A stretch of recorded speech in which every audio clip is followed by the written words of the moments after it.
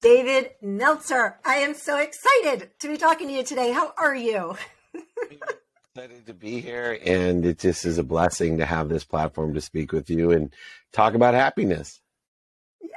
Yes. So you are a legendary sports executive, entrepreneur, and investor. You co-founded Sports Marketing and formerly served as the CEO of the renowned Leigh Steinberg Sports Entertainment agency, which is the inspiration for the movie Jerry Maguire.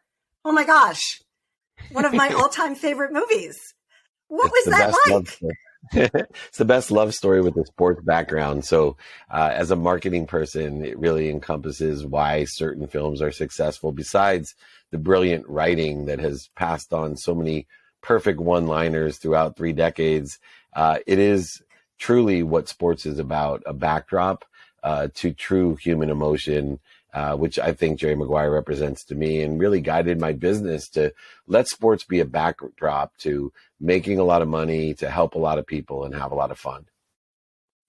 Well, I mean, sports, not only is it such a foundation for most people's lives, it's a demonstration of really overcoming any sort of mindset blocks that you may have, because in order to compete at that level, it all starts up here. Yeah, if you look at what we have control of, sports is representative of the 3 things to get us through life that we have control of. Number 1, mindset. And some sports are majority just mindset. Of course, heart set, the way we feel, inspiration, intellect, intuition, motivation. And then finally, the hand set, which a lot of people may just perceive sports to participate in the perception of how well we utilize our hands, our feet, and our head. But I believe that sports represents taking control of the 3 things that we utilize in life that we have control of. Everything else we have no control of, but our mindset, our heart set, and our hand set. Yeah. Well, I'm a retired U.S. national and international figure skating coach, so I know what it takes to get to that level. But I've recently found tennis. And I am so obsessed with watching tennis because the level of mindset that is required when you make an unforced error or you double fault, and then you got to get back out there and reset and do it again. To me, it's amazing. And it's so interesting. I just started playing tennis later in my life as well. My wife is addicted, and I have a show with Rick Macy, who I'm working on several TV shows with. Rick Macy is the coach of Serena Williams, Venus Williams, a bunch of Jennifer Capriati. But what I've learned from him about life, and I'm working with him to carry forward the lessons that he learned in tennis to more people to impact the world. Yeah. And that's a good segue into your life your life mission is to inspire over 1 billion people to be happy. I mean, when I saw that, I was like, okay, you're speaking my language, because I wrote my book, Happiness Solved, and I started this podcast because I was so disappointed in the way the United States is headed, in the way that there's so much division here. So I would love to know from you, as somebody who is the brand ambassador for the world for happiness, and there's no doubt that you are going to empower and inspire over 1 billion people.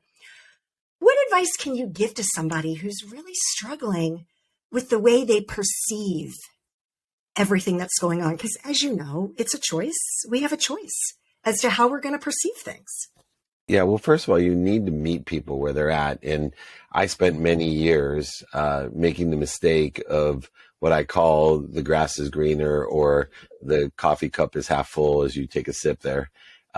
It just, for people that are born with a genetic and energetic inheritance of happiness, it's almost unfathomable why me telling you, hey, just look at the bright side.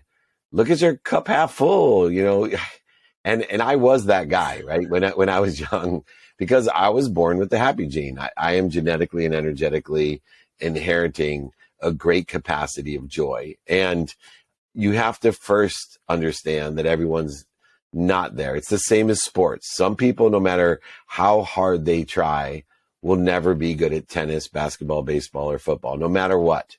And in this lifetime.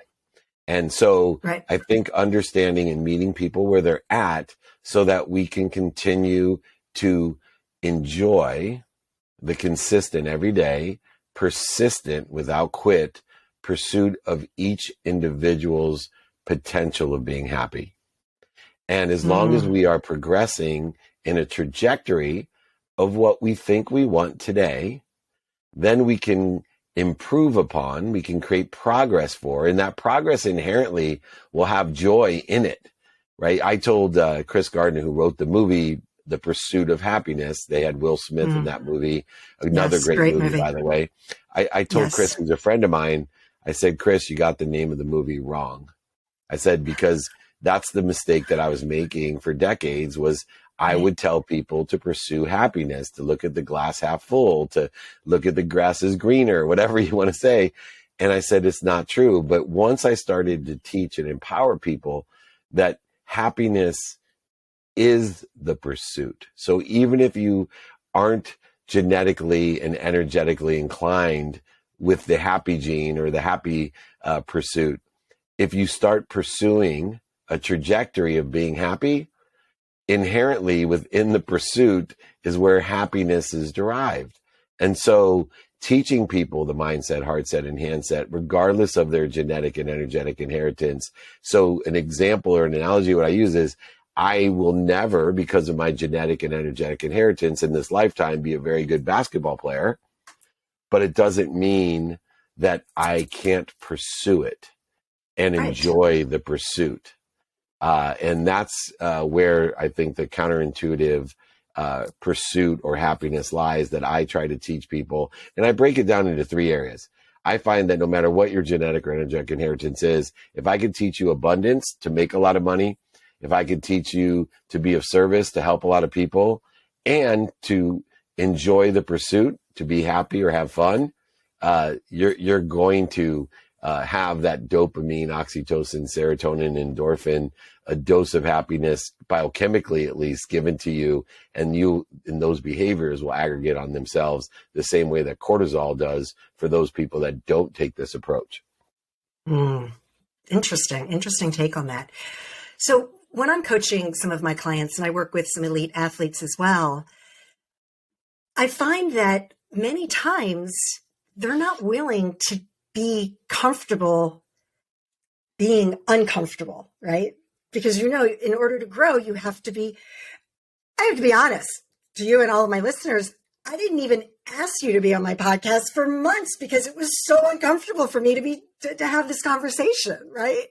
Because this is a little uncomfortable for me. And it's like, you know what? That's okay. I got this. I've interviewed over 175 people in 2 years. I can do this, right?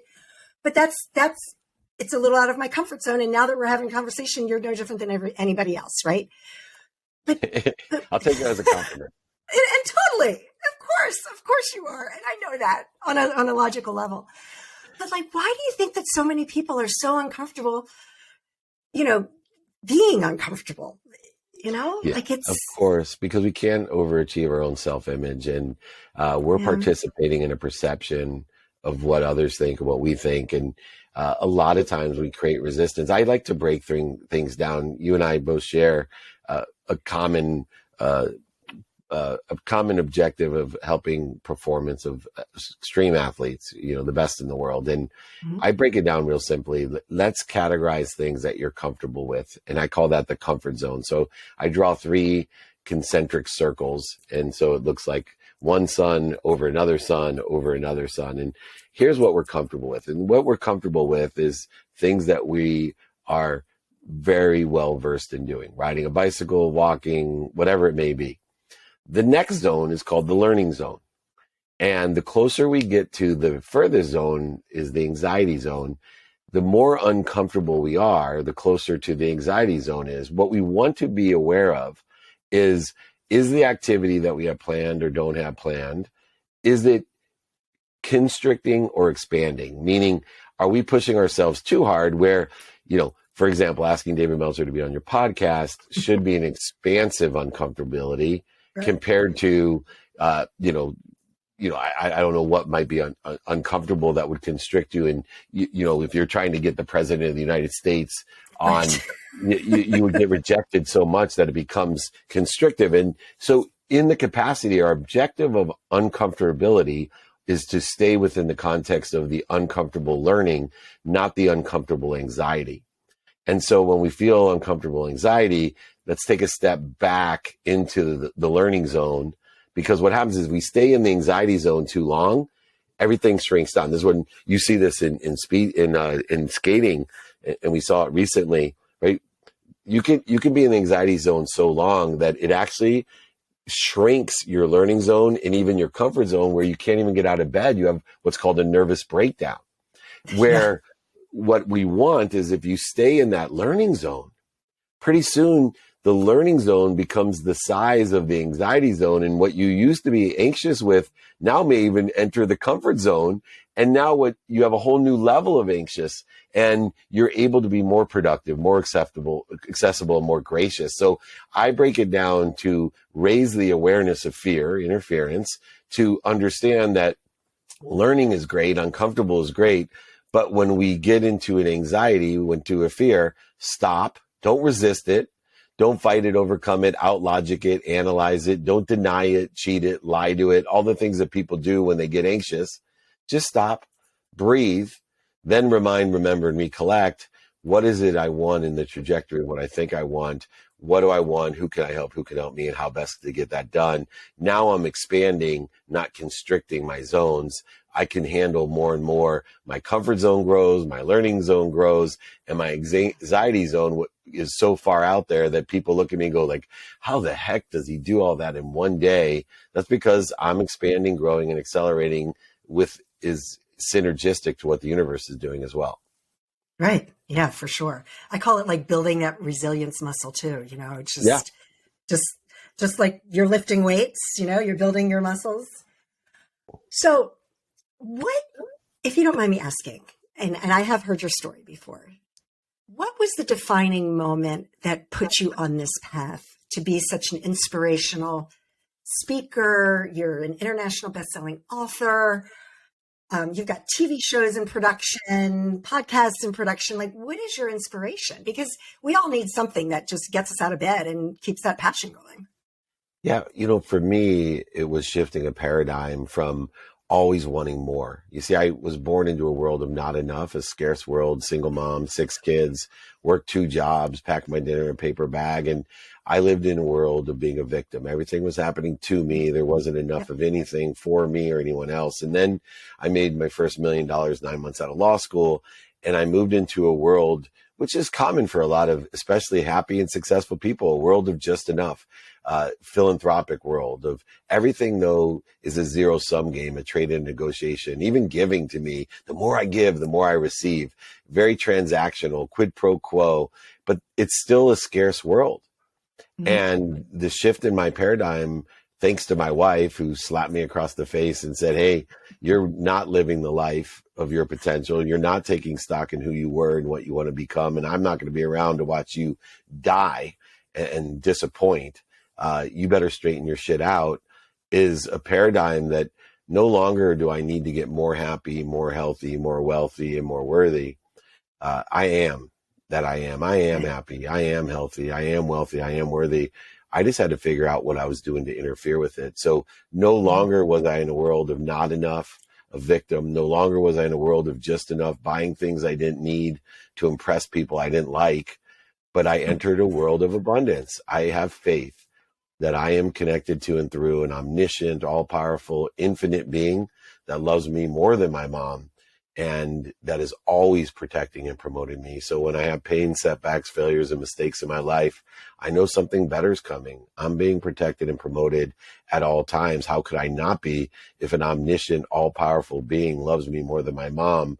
I just don't know what I don't know. So when I don't get the job, when I don't get the deal, when I don't get the speaking engagement, when I get a mistake or a pain or something happens, I now actually am fulfilled with faith that something better is coming. I just have to learn from it. That pain is an indicator that I have a lesson to learn, and I'm participating in that perception until I learn it.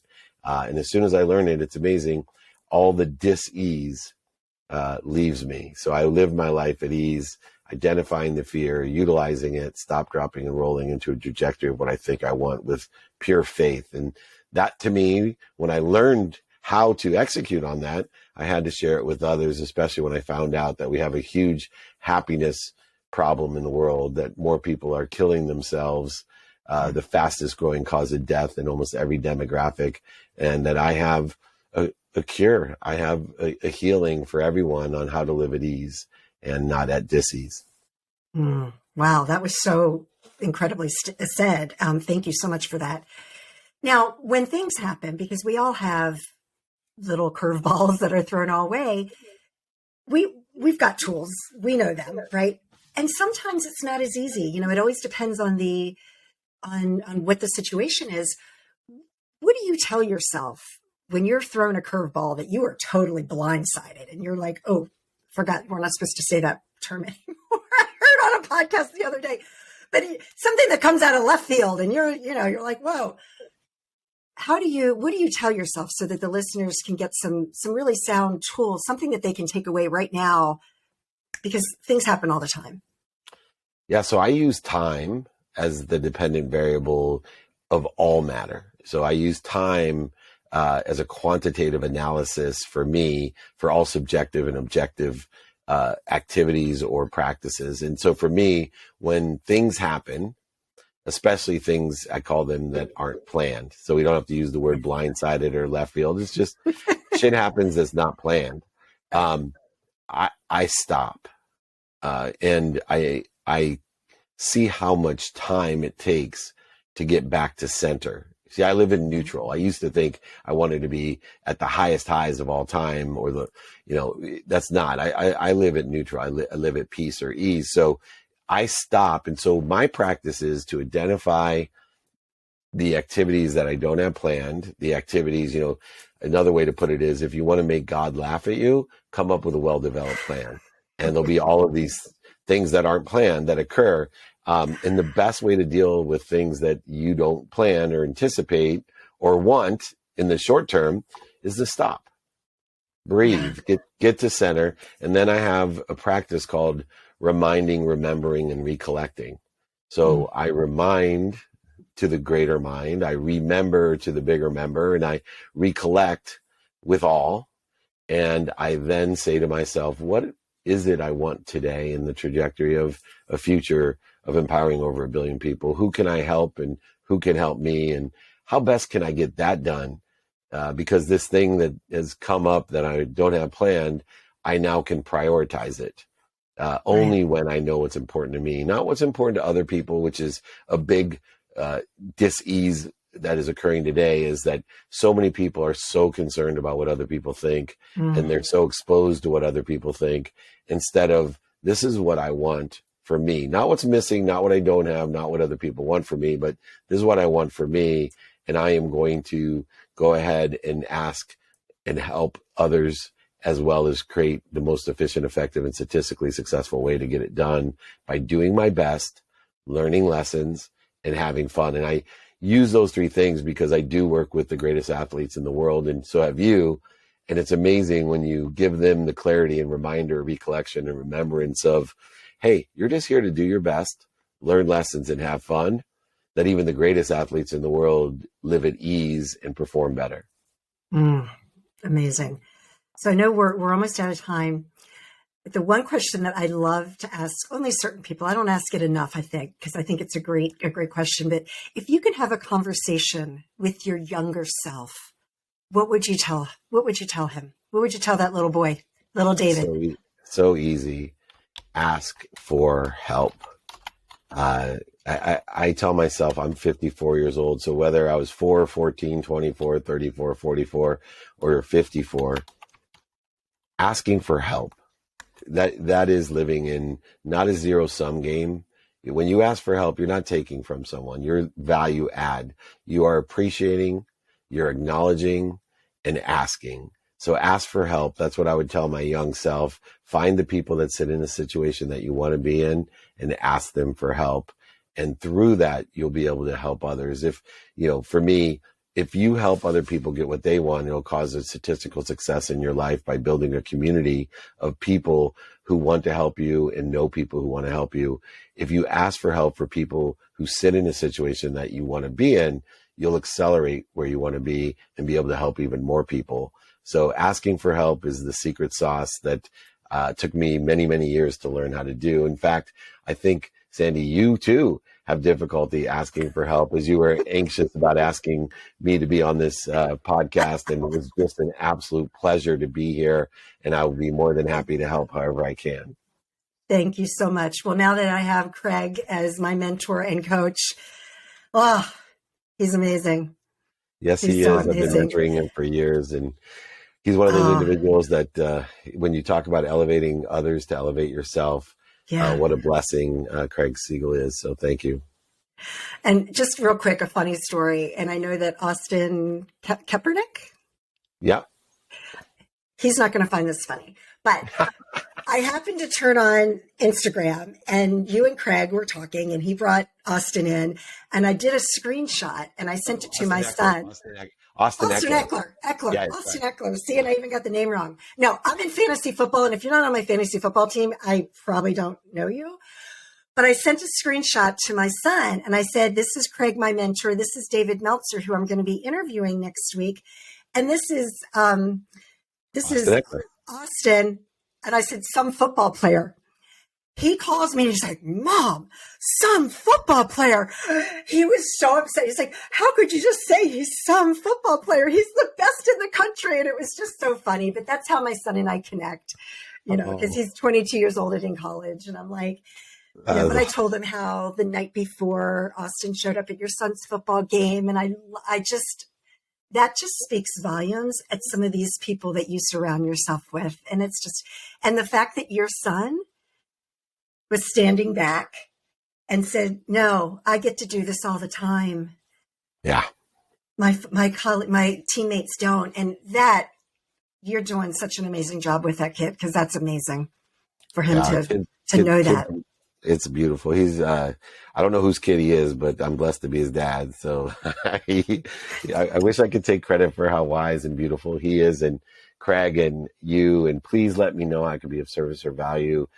Please, everyone, reach out to me, David@DMeltzer.com. I'm happy to give my books, guides, exercises for free. I'm of service. I live of service. Please reach out and ask for help. Learn from Sandee. You don't get unless you ask. It's a value add world. The more you ask, the more value you bring, and the more value you can bring. You can't give what you don't have. So please, everyone, ask for help. Be more interested than interesting. Be kind to your future self. Do good deeds. I'll see you soon, Sandee. I'll see Craig tomorrow. I'm going to be in New York. So thank you. Yay! All right, David, thank you so much. Love you. Take care. Love you. Bye-bye. Thank you. Thank you, Nick. Thank you. Thank you, Nick. Bye-bye.